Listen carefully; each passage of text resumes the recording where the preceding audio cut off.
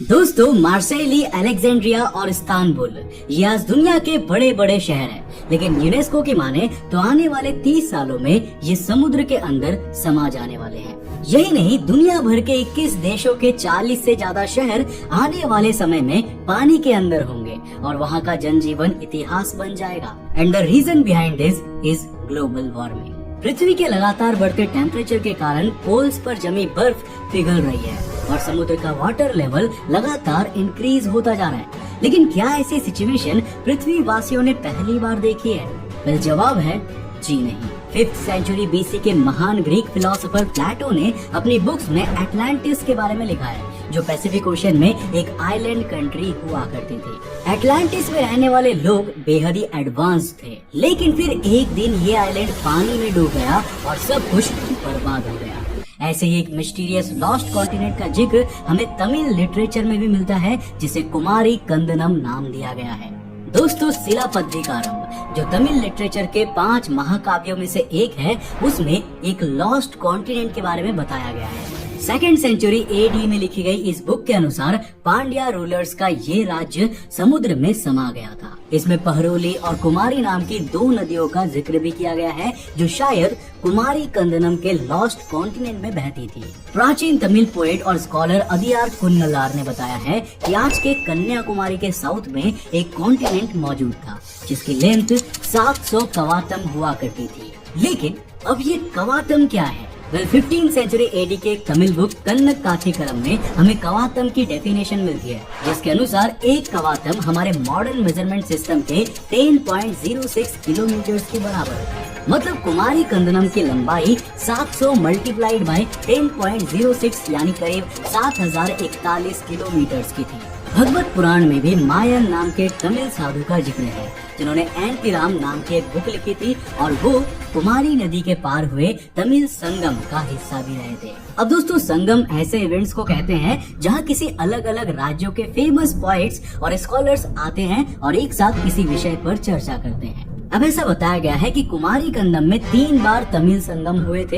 हालांकि दोस्तों, इन बुक्स में इस लॉस्ट कॉन्टिनेंट को कहीं भी कुमारी कंदम के नाम से डिनोट नहीं किया गया। दरअसल इसे तमिल लोगों का राज्य या पांड्या रूलर्स का राज्य कहा गया है। कुमारी कंदनम इस नाम का पहला जिक्र 15th सेंचुरी की बुक कंदा पुराणम में मिलता है, जो संस्कृत में लिखे स्कंद पुराण का तमिल वर्जन था। इसे कुमारी नाडु और कुमारी कंदनम के नाम से भी जाना जाता था। कहते हैं कि यहाँ प्रातान नाम के एक राजा हुआ करते थे, जिनकी बेटी का नाम कुमारी था और शायद यहीं से कुमारी कंदनम का नाम पड़ा होगा।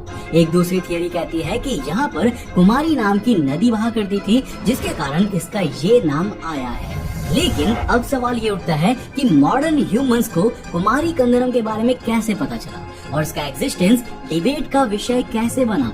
तो दोस्तों, इसकी शुरुआत होती है साल 1864 में, जब इंग्लैंड के एक जूलॉजिस्ट फिलिप स्क्लैटर एक बुक पब्लिश करते हैं जिसका नाम था मैमल्स ऑफ मैडागास्कर। अब फिलिप स्क्लैटर ने नोटिस किया कि मैडागास्कर और भारत में पाए जाने वाली कई स्पीसीज के बीच गहरा संबंध है, जैसे कि लेमुर जो मैडागास्कर में पाया जाता है, लेकिन अफ्रीका के दूसरे देशों में ज्यादा देखने को नहीं मिलता, जबकि भारत में ये काफी ज्यादा संख्या में मौजूद है। लेकिन अगर ये मेनलैंड अफ्रीका से भारत नहीं पहुँचे, तो आखिर ये हमारे देश में आए कैसे? अब सिर्फ भारत ही नहीं, बल्कि ऑस्ट्रेलिया के साथ भी ये कनेक्शन देखने को मिलता है, जहाँ लेमर्स की 100 से भी ज्यादा स्पीसीज पाई जाती है। अब यार, ऑस्ट्रेलिया तो मैडागास्कर से बहुत दूर का एक आइलैंड है, तो फिर भारत, ऑस्ट्रेलिया और मैडागास्कर को आपस में क्या जोड़ रहा है? वेल, इस मिस्ट्री को सॉल्व किया लेमोरिया ने, जिसे एक लॉस्ट कॉन्टिनेंट के रूप में इमेजिन किया गया। ऐसा माना गया कि इंडियन ओशन में प्रेजेंट ये विशालकाय कॉन्टिनेंट भारत के कन्याकुमारी से लेकर मैडागास्कर और ऑस्ट्रेलिया तक फैला हुआ था और श्रीलंका भी शायद इसी का एक हिस्सा था। अब लेमोरिया की थियरी पर रिसर्च करते हुए जब ब्रिटिश रिसर्चर्स तमिलनाडु पहुंचे, तो वहाँ के कई आदिवासी लोकगीतों में उन्हें एक लॉस्ट कॉन्टिनेंट का जिक्र मिला। कई जनरेशन से वहाँ के लोग इन बातों को मिथ्स समझकर बैठे थे, लेकिन शायद वो मिथ नहीं बल्कि सच थे। अब इस इंसिडेंट के बाद तमिल हिस्टोरियंस की नींद खुलती है और वो भी लेमुरिया और कुमारी कंदरम के बीच कनेक्शन को स्टैब्लिश करने लगते हैं। अब दोस्तों तमिल लिटरेचर के अनुसार कुमारी कंदनम पर पांड्या किंग्स ने 11,000 सालों तक राज किया था और जैसा कि कुछ देर पहले मैंने आपको बताया था, यहाँ पर 3 तमिल संगम्स भी हुई थी। इनमें से पहली तमिल संगम 9000 BC में हुई थी, यानी कि आज से 11,000 साल पहले। ये मदुराई शहर में हुई थी जो कुमारी कंदम की कैपिटल थी। अब दोस्तों मैं आपको यहाँ साफ कर दूं कि ये आज के तमिलनाडु के मदुराई शहर नहीं है। कुमारी कंदम को टोटल 49 पार्ट्स में डिवाइड किया गया था, जिसमें से 7 पार्ट्स मदुराई के थे। अब इसी में से कोई एक पार्ट कुमारी कंदम की कैपिटल रही होगी। कहते हैं कि पहली तमिल संगम में 4449 पोइट्स ने हिस्सा लिया था और कुबेर, मुरुगन और शिव भी इसमें शामिल रहे थे। अब ये 1 या 2 दिन का इवेंट नहीं होता था, बल्कि जनरेशंस तक हुआ करता था। पहली संगम 4440 सालों तक चली थी, जिस दौरान 89 पांड्यान किंग्स ने शासन किया था। और देखो ये बातें मैं ऐसे ही हवा में नहीं फेंक रहा। तमिल लिटरेचर की एक बुक इरायनार अक्कापुरुल में इन किंग्स की पूरी लिस्ट मेंशन्ड है। अब दोस्तों जब हम प्लेटो के बताए गए एटलांटिस की बात करते हैं तो इस लॉस्ट आइलैंड के सबूत कहीं भी देखने को नहीं मिलते, लेकिन कुमारी कंदम के सबूत तमिल लिटरेचर के साथ कई पुराणों में भी मौजूद है। जैसे भगवत पुराण और स्कंद पुराण के बारे में मैं आपको पहले ही बता चुका हूँ। इसके अलावा मत्स्य पुराण और गरुड़ पुराण में भी तमिल लोगों के लॉस्ट कॉन्टिनेंट का जिक्र मिलता है। अब सिर्फ भारत ही नहीं बल्कि चाइनीज और ग्रीक लिटरेचर में भी हमें इस लॉस्ट कॉन्टिनेंट के बारे में इंफॉर्मेशन मिलती है। चाइनीज क्रॉनिकल्स में बताया गया है कि इस लॉस्ट कॉन्टिनेंट में मेरू नाम का एक पर्वत था, जिससे कुमारी, पेरू और पहरुली नदी निकलती थी। इस जगह पर बहुत विशालकाय गोल्ड माइंस हुआ करते थे। अब पांड्यन राजाएं इन गोल्ड माइंस में काम करने के लिए चाइना से मजदूरों को लाया करते थे। मौर्यन एम्पायर के दौरान भारत आए मेगास्थनीज ने अपनी बुक इंडिका में टैप्रोबैन का जिक्र किया है, जो श्रीलंका का पुराना नाम हुआ करता था। मेगास्थनीज ने बताया कि भारत और श्रीलंका को पुरुनाई नाम की नदी डिवाइड करती थी।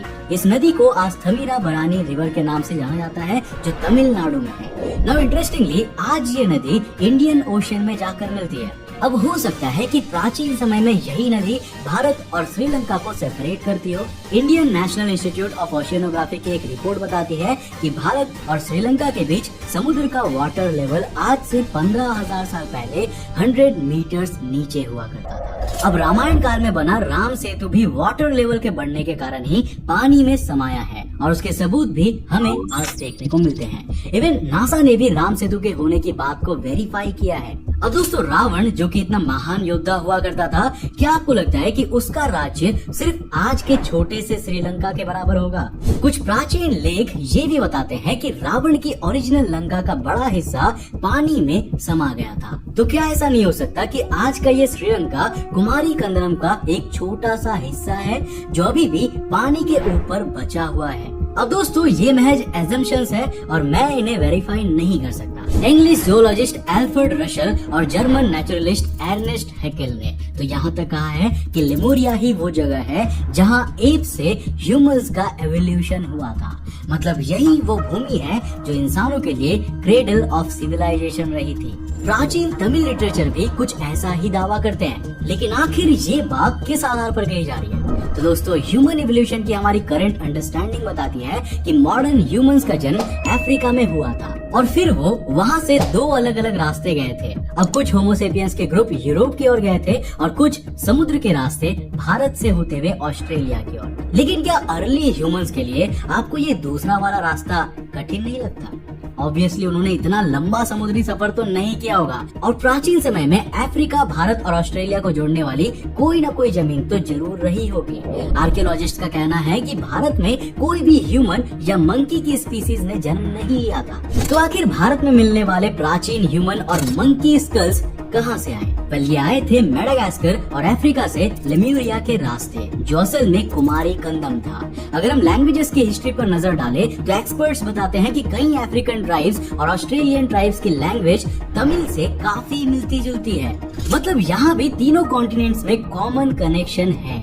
लेकिन अब सवाल उठता है कि अगर कुमारी कंदम एग्जिस्ट करता था तो वो समुद्र के नीचे कैसे डूब गया? वेल दोस्तों, इसका जवाब शायद पृथ्वी पर आई आखिरी आइस एज में छिपा हुआ है। ये आइस एज आज से 24 लाख साल पहले शुरू हुई थी और आज से करीब 11,500 सालों पहले खत्म हो गई थी। इस आइस एज के खत्म होते ही पृथ्वी के पोल्स पर जमी बर्फ तेजी से पिघलने लगी और उसके कारण समुद्र का वाटर लेवल ऊपर आने लगा। देखते ही देखते कुछ हजार सालों के इंटरवल में ये इतना ऊपर आ गया कि कुमारी कंदम इसके अंदर समा गया। हालांकि इससे वहाँ के लोगों के लाइफ्स को नुकसान नहीं हुआ था। तमिल लिटरेचर्स बताते हैं कि कुमारी कंदम में रहने वाले लोग पहले ही इसे छोड़कर दुनिया के अलग अलग कोनों में चले गए थे और उन्होंने वहां पहुंचकर नई नई सिविलाइजेशन को जन्म दिया।